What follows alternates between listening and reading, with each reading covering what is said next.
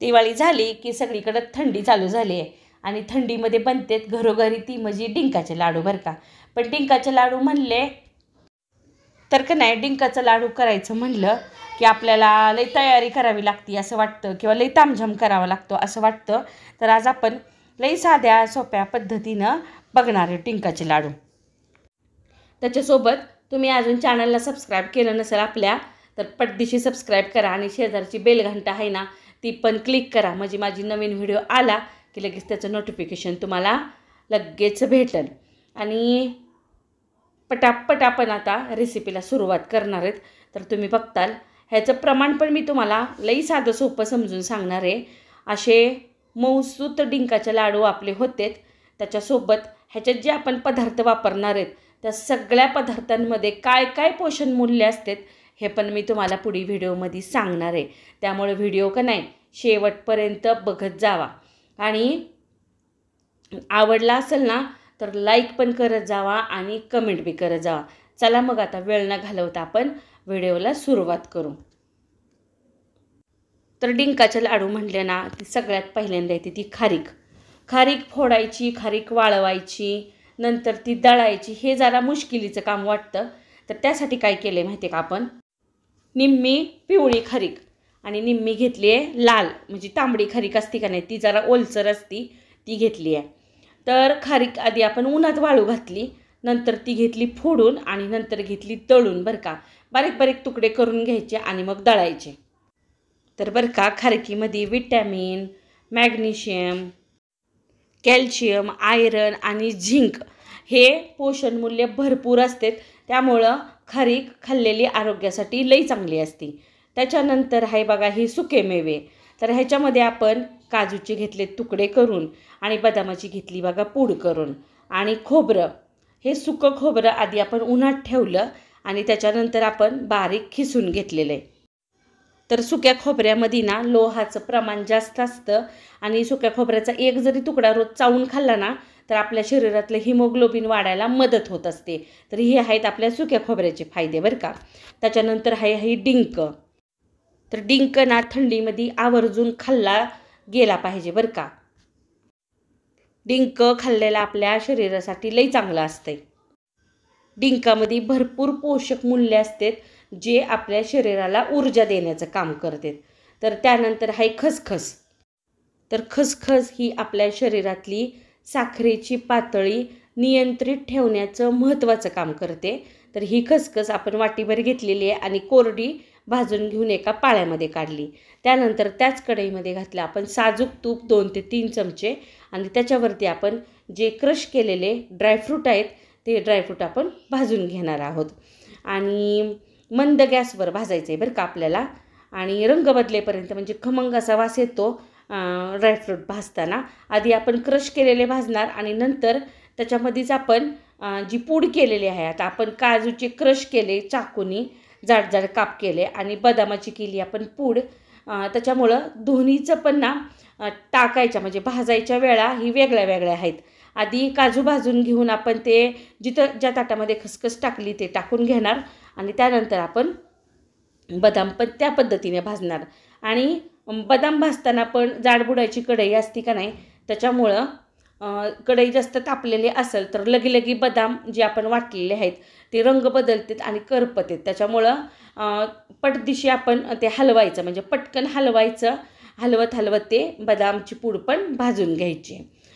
हे बघा ह्या पद्धतीनं. आणि आता तुपाचं प्रमाण इथं सांगितलं नाही कारण जसं जसं तूप लागेल आपल्याला ह्या सगळ्या साहित्यामध्ये त्या पद्धतीनं आपण रिक्वायरमेंट जशी आहे त्या पदार्थाची त्या पद्धतीने तूप टाकणार आहे. जवळजवळ मला ह्या सगळ्या लाडूंसाठी 300 ते 350 ग्रॅम म्हणजे 400 ग्रॅमपर्यंत आपल्याला साजूक तूप लागलेले बरं का, थोडं थोडं करून. तर बदाम भाजताना आपण तूप टाकलं नाही पण काजू भाजताना आपण 2 ते 3 चमचे तूप घातलेले आहे. आणि साजूक तुपामुळं पण आपल्या शरीरामध्ये जी रुक्षता आलेली असती, केस जे आपले कोरडे पडलेले असतात, स्किन आपली म्हणजे त्वचा जी कोरडी पडलेली असती तर त्याच्यामध्ये पण जी स्निग्धता कमी झालेली असती ना तर ती वाढायचं काम ते तूप करतं, वाढवायचं शरीरातलं. त्यामुळं तूप पण आपल्याला थंडीमध्ये खाल्लेलं ते गरजेचं आहे.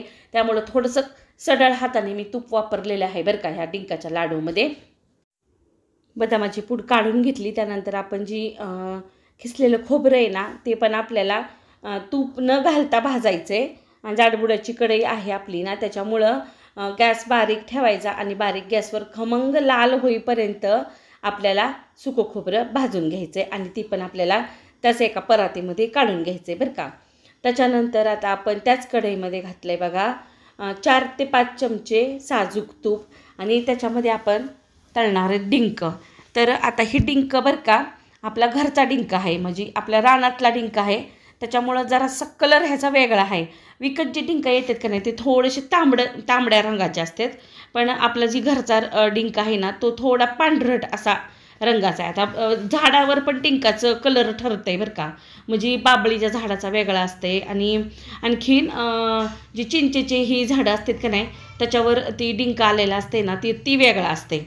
तर हे आपल्या बाबळीच्याच झाडावरचा म्हणजे शेतातला डिंक आहे. तर आम्ही काय करतो असं आला डिंक की साठवून ठेवतो आपल्याला आणि मस्त उन्हामध्ये वाळवून ठेवतो, कशाला लागतो म्हणताना. तर सर्रास तर आपण थंडीमध्येच डिंकाचं काही पण करतो ना. तर ती डिंक आपल्याला त्या साजूक तुपामध्ये तळून घ्यायचं आहे आणि गॅस आपल्याला बारीकच ठेवायचा आहे.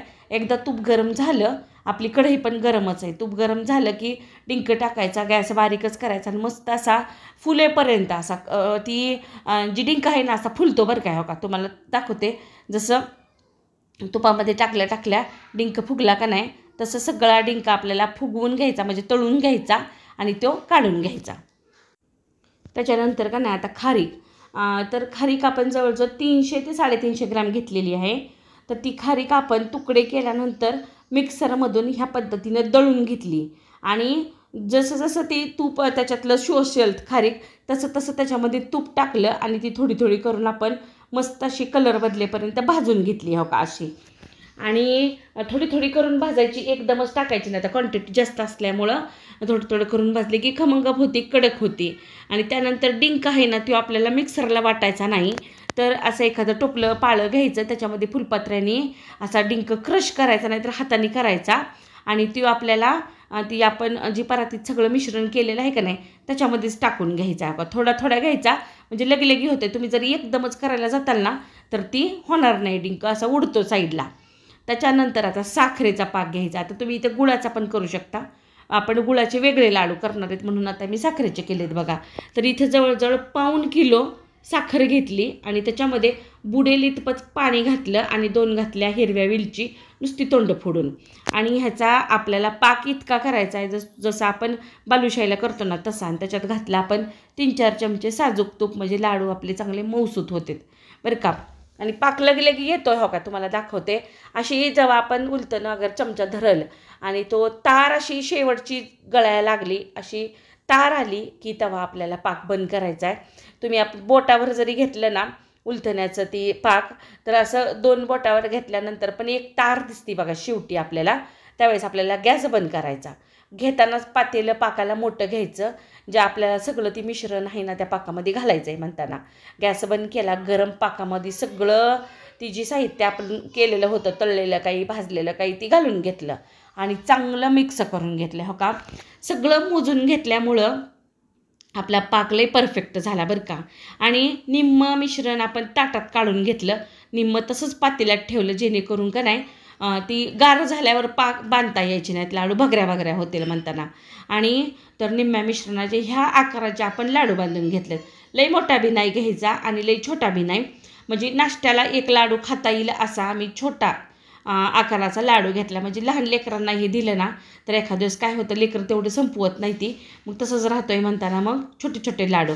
आणि आता ही लाडू का नाही आपल्याला उपासाला पण चालतंय बरं का. ह्याच्यामध्ये आपण पीठ कुठलं वापरलं नाही, सगळी उपासाला चालणारे पदार्थच वापरले, त्याच्यामुळे ही लाडू उपासाला बी चालते. हो का थोड्या वेळानंतर 5 मिनटानंतर लाडू बांधून 5 मिनटं झाल्यानंतर तुम्हाला मी दाखवते लाडू. हो का तुकडा पाडून म्हणजे फोडून कसा झाला आहे पाक त्याचा, एकदम परफेक्ट असा पाक झालेला आहे. लई कडक नाही, लई सॉफ्ट नाही, म्हणजे लई मऊ बी झाला नाही आणि एकदम भारी असे लाडू झाले. तर ह्या प्रमाणामध्ये का नाही जवळजवळ 55 ते 56 लाडू झाले बघा ह्या आकारातले बरं का. म्हणजे हे सगळं जे प्रमाण होतं त्याच्यामध्ये 2 ते 2.25 किलो लाडू होते.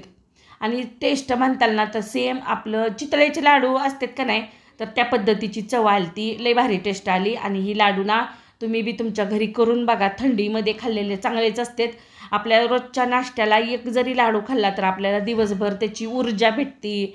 परत आपल्याला काही आता जास्ती करून तर महिलांनाच काही काही गोष्टींच्या तक्रारी असतात तब्येतीचे ना, तर त्यांच्यासाठी तर लई भारी लाडू आहे. त्याच्यामुळं तुम्ही नक्की करून बघा. केल्यानंतर मला कमेंट करा. प्रमाण तुम्हाला सांगितलं आहे, ह्या पद्धतीनं जर तुम्ही लाडू केले तर ते लाडू चुकणारच नाहीत. पाकसुद्धा लई परफेक्ट होतं ह्या प्रमाणातला. चला तर मग आता परत भेटू नवीन व्हिडिओमध्ये. तोपर्यंत सगळ्यांना नमस्कार.